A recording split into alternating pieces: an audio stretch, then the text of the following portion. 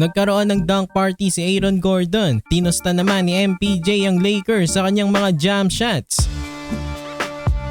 LA Lakers versus Denver Nuggets. Same situation last year, down din ng 0-2 ang Lakers sa Nuggets. Magpatuloy pa rin kaya ang pagdodomina ng Nuggets sa Lakers o maputol na ng Lakers ang kanilang 10-game losing streak dito sa Nuggets. Sa start ng first quarter, naka 8-0 run agad ang Lake Show. Kagaya rin ng games 1 and 2, mas maganda na naman ang start nila. Dahil sa kanilang magandang depensa, nakakakuha rin sila ng mga easy baskets. Nakadakdak si Rui Hachimura at LeBron James sa fast break. Maaga tuloy napatawag ng timeout si Coach Micah Malone.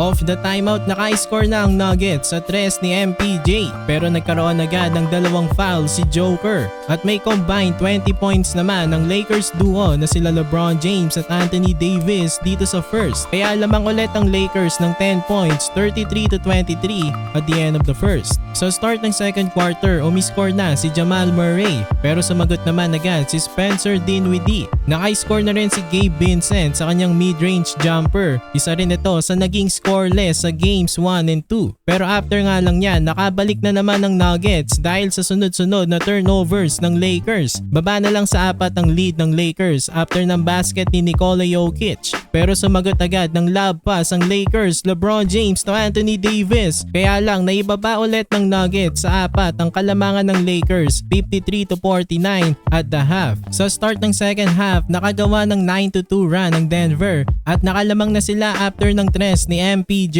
After nga niya, nakontrol na nga ulit ng Nuggets ang game. Namiesta sa loob si Eric Gordon na meron ng 24 points dito sa third quarter pa lang. Lamang ang Nuggets ng 8 points, 83-75 at the end of the third. Sa start ng fourth quarter, nag-init na si Michael Porter Jr. Gusto na niyang patayin ng Lakers. Ilang mabibigat na baskets ang kanyang pinakawalan dito sa fourth. Habang maalat pa rin si D'Lo, 0 points pa rin siya at 0 for 5 sa field. Naka-score ulit si LeBron James mula sa labas pero mainit pa rin si Michael Porter Jr. at nag-take over na rin ng 2-time MVP na si Jokic.